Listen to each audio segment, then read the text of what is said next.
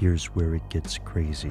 Gaming really does affect your brain, and these cognitive effects persist after you've stopped playing. The bad news first. These effects do differ depending upon the type of game you play, and violent games can have undesirable results. A study by the Indiana University of Medicine found that 1 week of violent gaming can lower activation in the left interior frontal lobe and the anterior cingulated cortex, areas responsible for controlling emotion and aggressive behavior. But the question here hinges more on the degree of these effects. How profoundly can video games change you?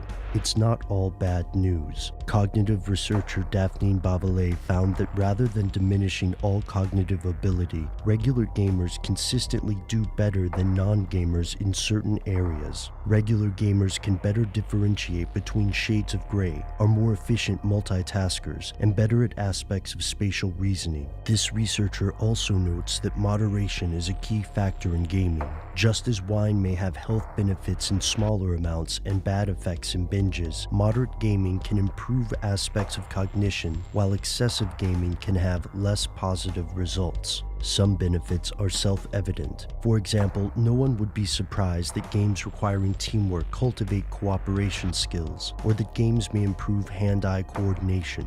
So will playing thousands of hours worth of a violent first-person shooter turn you into an emotionless, aggressive killer with excellent tracking skills and no empathy?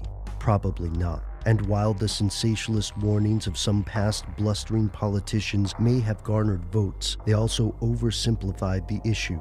And world governments have certainly continued their research on the effects of video games, both good and bad. While we mentioned DARPA earlier, the US Army Research Development and Engineering Command also works with gaming. Eventually, this command is hoping to build a completely immersive 3D environment for soldiers. Governments aren't the only forces leveraging the effects of gaming. Corporations and the medical industry are also exploring the potentials of games, and not just as entertainment. Today, gaming principles are being used for simulations, rehabilitation, increasingly customized and unavoidable advertising, and more. But what exactly? In some cases, it appears that's still the stuff they don't want you to know. At least, not yet. Tune in to learn more in the next episode.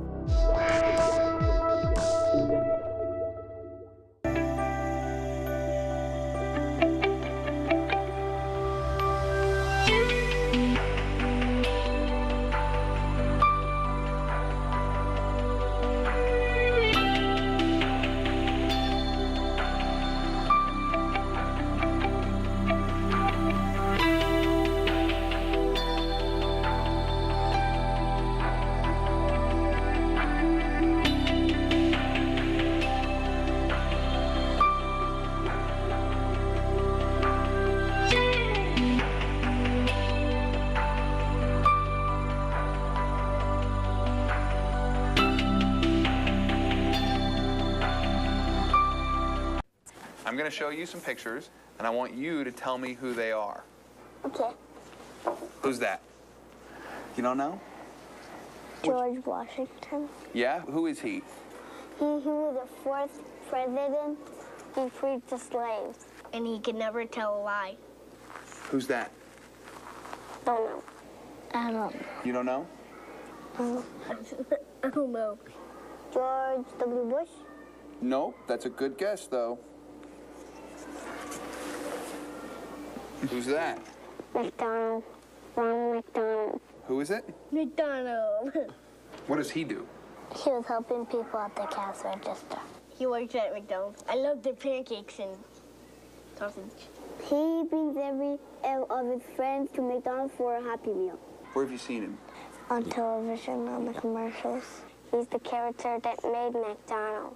And he does a lot of funny stuff on TV.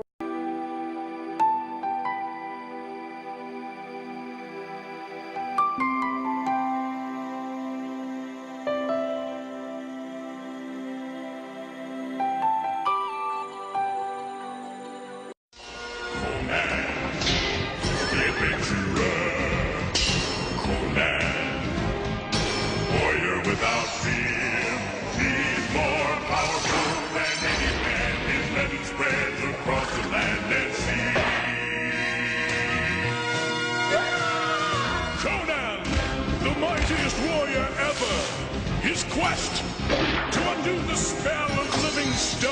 avenged upon his family by driving the evil serpent men back into another dimension and vanquishing their leader, the cruel wizard Raphamon.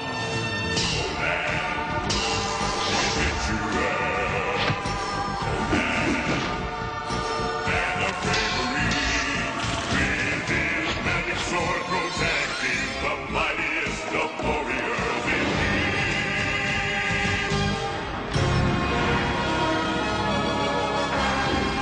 Conan.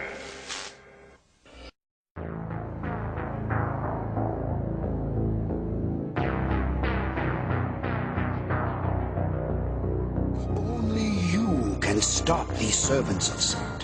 Who is this Set? A force of great evil. Thousands of years ago, he attempted to enslave the entire Earth. But the wizards of the world banded together, using their powers to drive Set into the abyss. Trapping him in that other dimension. His serpent men, disguised as humans, still live among us, awaiting the return of their master. You said he was trapped. How can he return? The star metal can set him free. So you must never let it fall into the hands of his servants. Especially into the hands of Raphamon.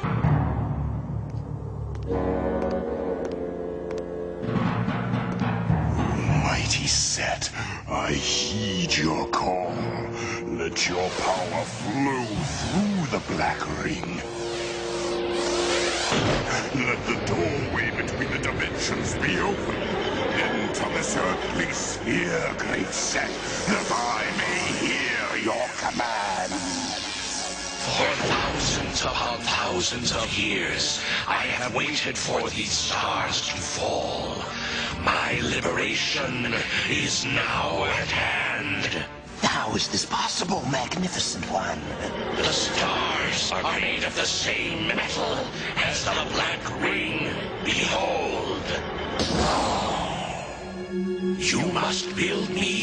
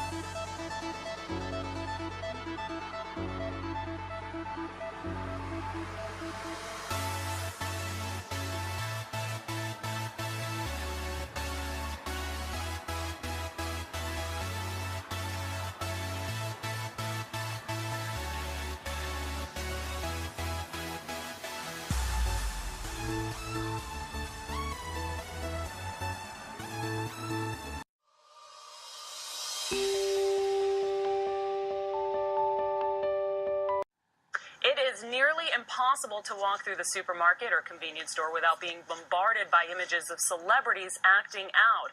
Just this week, tabloid favorite Lindsay Lohan had yet another brush with the law. But what impact is this misbehaving mayhem having on your easily influenced kids? Dr. Drew Pinsky, host of Celebrity Rehab, is also the co-author of The Mirror Effect, How Celebrity Narcissism is Seducing America. Dr. Drew, good morning. Maria, thank you. So, obviously, you're the expert in treating celebrities, but you also studied them. So tell me what you found and what the mirror effect is. Well, there's two things. One is the study, which is something Dr. Mark Young and I did. He's from the Marshall School of Business at USC, and he and I realized that celebrities really are not rendered narcissistic by virtue of being a celebrity. They come to their celebrity status with a lot of pathology, and our research proved that. Then we wrote this book that was published a couple of years ago. We wrote this book off of that research, where we sort of coined the term the mirror effect, which is the potential of our kids to really mirror the misbehavior of celebrities that we are bombarded with in the media today. So you say in the book that celebrities they really lead the way. Teens admit to copying tattoos and things. They sure do, right? Well, there's something called social learning, which is one thing humans do is that they learn from other people's behavior and they model that behavior. And in our culture today, two things have happened. It was almost really a perfect storm, in that there's been sort of a turn towards narcissism in all of us, really. It's something that's sort of a trend that's happening. And the kinds of people that we now elevate to really deity status are severe narcissists, our research has shown, and their behavior reflects that. The problem is that the most prone, the most vulnerable amongst us tend to be the ones that model that behavior at the same time in which the celebrity and the media industry have gotten together and bombard us with these images. So it's really kind of a perfect storm right now.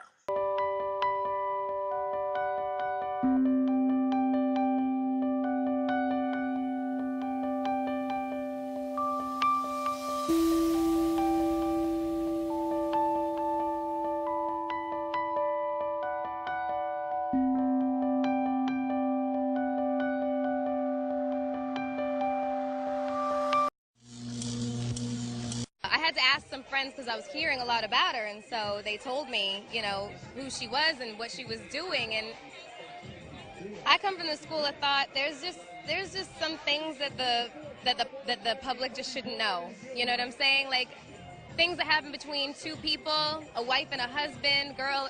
I just don't think that it's for mass consumption. I just have always felt that way, and I just think that the whole idea of celebrity and fame has become really convoluted and, kind of bastardized, like whereas fame used to be the byproduct of success, and now it's the ultimate goal. And if your ultimate goal is to be famous, then you're going to do a lot to get there, like sign your name in blood in a contract with the devil. Like you're going to end up on a one-way street and it's going nowhere. Like that's just the truth. I've seen so many people forsake their moral code and their value systems just for a little bit of fame, and it's not worth it at the end of the day. It's really not worth it.